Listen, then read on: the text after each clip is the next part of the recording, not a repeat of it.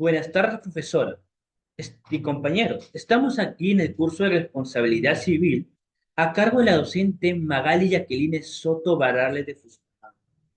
Vamos acá a analizar un libro muy importante que es la introducción a la responsabilidad civil, que nosotros en este trabajo nos dedicaremos a profundizar en el capítulo 2 y el capítulo 3 de dicho libro.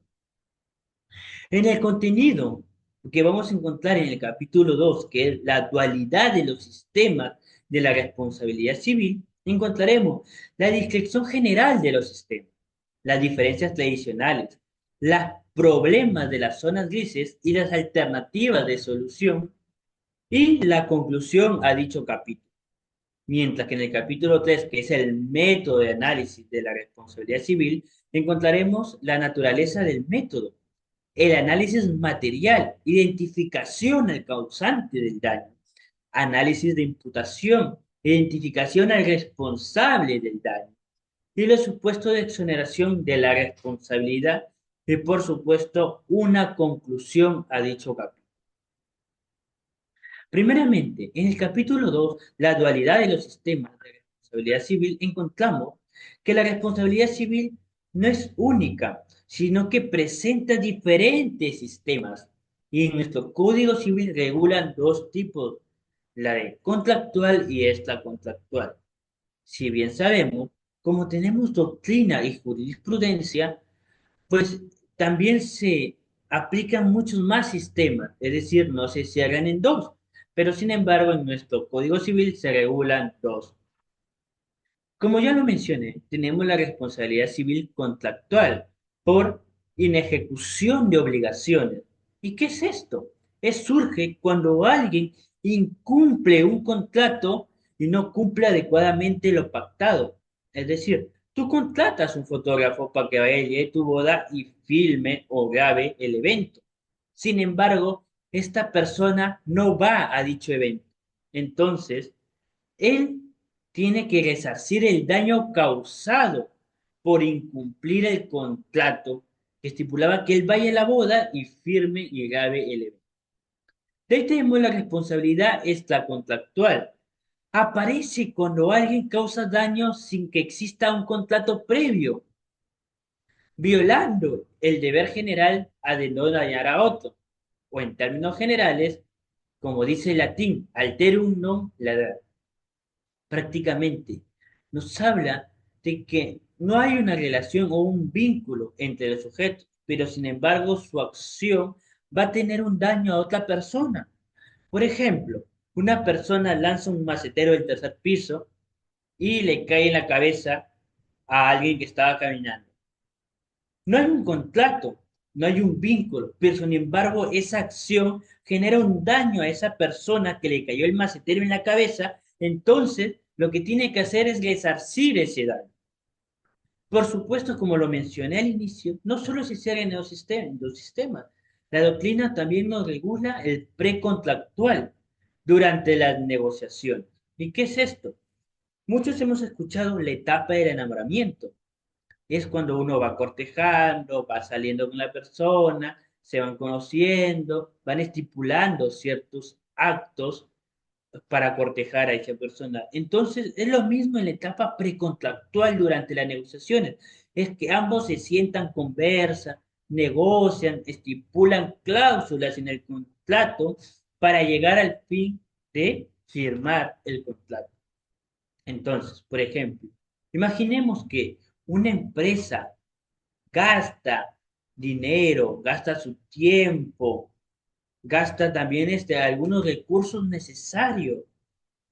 Sin embargo, la otra empresa se echa para atrás y dice, no quiero firmar. Entonces, esto ha causado un daño porque ha cancelado sin motivo. Entonces, existe también una responsabilidad precontractual. Y también tenemos la postcontractual, que es después del contrato, cuando subsisten los deberes. Como bien sabemos, cuando nosotros firmamos algún contrato, pues debemos tener en cuenta que existen deberes y obligaciones. Por ejemplo, un abogado. que ejerce la defensa técnica de su patrocinado y sin embargo le revela información confidencial de un cliente, pues después de terminar el contrato. Esto no debe ocurrir. Como bien sabemos, siempre existe la confidencialidad abogado-cliente. Es decir, tú no vas a revelar información importante de tu cliente a otra persona. De ahí tenemos las diferencias tradicionales. Si bien es cierto, las diferencias pues son bien marcadas, ya que en la contractual hay una obligación previa y afecta un interés particular, puede ser del acreedor, mientras que en la extracontractual no hay un vínculo previo, pero sí protege un interés ya más colectivo, más amplio, prácticamente la convivencia pacífica. ¿Y cuáles son los problemas de las zonas grises? En la práctica, hay situaciones que no está clara si aplicamos A o si aplicamos B. Si aplicamos la responsabilidad contractual o la responsabilidad extracontractual. Imaginemos, está una persona, pues, una persona adquiere un servicio de otra persona para que lo maneje y lo dirija a ciertos lugares. Ya, esta persona va, maneja y ¡fum! Frena en seco y atropella a otra persona. El pasajero queda dañado, se golpea la frente, y mientras que el peatón también queda dañado. Existen dos cosas. Entonces, ¿qué se podía pedir? Pues el pasajero una responsabilidad contractual, mientras que el peatón una responsabilidad extracontractual. Ahí está todo marcado. Pero sin embargo, hay casos donde también ahí se ve que se puede pedir el pasajero pedir contractual y extracontractual. Entonces tú dirás, pero ¿cómo? ¿Cómo pasa esto? Entonces lo que hace esta persona, elige, ¿no? ¿Cuál se le beneficia más a ella? Por eso son zonas grises. Pues vamos a ver si A me conviene o B me conviene. ¿Y cuáles son las alternativas de solución para estos problemas? Tenemos la opción de elegir, como lo mencioné, o elegimos A o elegimos B. Depende de quién nos conviene. Los cúmulos. Aplicamos ambos regímenes a la vez. Es muy importante, pero sin embargo, el autor recalca y critica de que esto es muy innecesario, pues prácticamente a la interpretación no es muy adecuada y por lo tanto no se llega a una opinión o se llega a una conclusión acertada.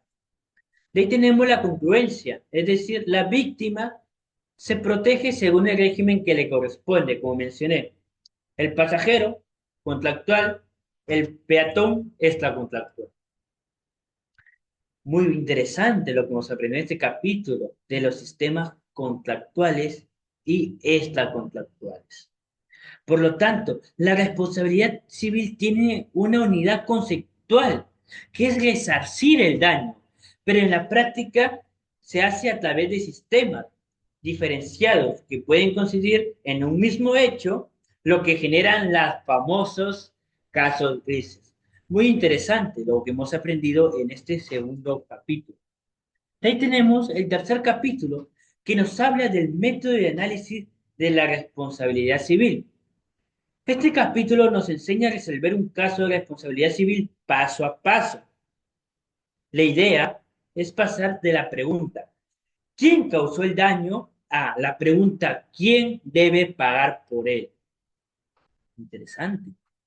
La primera etapa es la etapa material, identificación del causante del daño.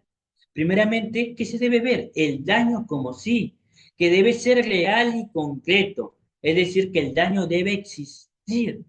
Por ejemplo, si en un hospital se extravía un historial clínico, ¿el daño existe? Sí. ¿Afecta la salud o intimidad de algún cliente o paciente? Pues no, pues el documento nunca se iba o se usó. Entonces no hubo lo que genera, ¿no? Que sea real o concreto. De ahí tenemos las dos, el hecho generador. Es que la conducta de lo que ha causado, ejemplo, si yo manejo y estoy con mi celular, y freno a golpe y causa un daño a una tercera persona. Es decir, que el hecho esté tal cual, que el hecho esté claro, que la conducta esté clara. Y de ahí tenemos la relación causal, que es decir, debe probarse el daño que se produjo. Es decir, yo voy caminando por la calle y me trompecé y ¡pum! Me pegué la cabeza. Entonces debe probarse de que el piso estaba mojado, de que la vereda no estaba bien hecha o que hubieron factores adicionales que provocó mi accidente y posterior a un daño. Por eso, la relación causal es que debe probarse, debe probar. De ahí tenemos el análisis a la imputación. Acá es quién es el responsable que debe pagar. Uno, tenemos la responsabilidad subjetiva, que es, se responde si hubo una negligencia o un dolo. Es decir, por ejemplo, un médico que receta un medicamento no adecuado para el paciente y lo hace por descuido y le genera un daño. Ahí sí vemos que hubo una negligencia, culpa. Y la responsabilidad objetiva es el riesgo. Se responde, aunque tú no hayas tenido la culpa, no haya culpa, solo por el hecho crea un riesgo. Por ejemplo, una empresa eléctrica que se dedica a poner cables de alta tensión, pues de manera aislada, una persona no se coge ese cable de tensión o pasa algún accidente, pues la empresa debe estar involucrada, a pesar que él no haya tenido la culpa o no haya querido causar el daño, simplemente por el hecho de que genera un riesgo los cables de alta tensión, la empresa debe responder. Acá no se va a ver si ha cumplido protocolos, pues no. Prácticamente acá se ve el riesgo de dicho acto. Y vemos también los supuestos de exoneración. Si bien sabemos los supuestos de exoneración, incluso si hay daño y causalidad, el causante puede liberarse. Y tú dirás, ¿pero cómo? Tenemos caso fortuito o de fuerza mayor. Por ejemplo, un terremoto o un derrumbe de un edificio. Pues son fuerza mayor, son actos naturales de la misma naturaleza. Hecho de un tercero. Alguien lanza una piedra contra un bus, rompe la ventana, hiriendo a un pasajero. El bus no responde, pues la persona o el bus, la compañía del bus, la empresa, no responde porque eso fue un hecho ocasionado por alguien adicional, un tercero que interviene. Y de ahí vemos la culpa de la víctima. Muchas veces si un peatón cruza cuando la luz está en roja y decide cruzar, la imprudencia del peatón hace que la atropelle. La culpa, prácticamente, el que maneja su vehículo no debe responder por el daño, sino el peatón es quien se causa el daño propio por la imprudencia misma que él ha hecho. La conclusión que llevamos a este capítulo es que es el causante del daño, vemos quien lo produjo en los hechos. Responsable del daño es quien debe asumir el costo jurídico y económico. Bueno, muy interesante lo que hemos aprendido en estos dos capítulos, que tenemos la responsabilidad civil, que si bien las conclusiones, ¿no? Que si vimos dos sistemas contractual y extracontractual, que a veces se suponen en un mismo hecho para resolverlo, o se aplica un mismo método que distingue entre el causante del daño y el responsable a repararlo.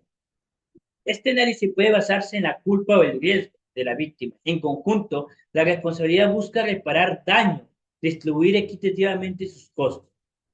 Como bien sabemos, la responsabilidad civil busca resarcir un daño causado. En estos dos capítulos nos quedan muy marcados los temas o también los elementos de quien causa el daño y el hecho o quién debe pagarlo. Bueno, esto es todo de mi parte. Me despido. Soy Alexander Woman y espero que les haya gustado esta pequeña exposición y este pequeño dilema y debate también, ¿por qué no verlo así? De este curso de responsabilidad civil. Conmigo será hasta la próxima. Muchas gracias.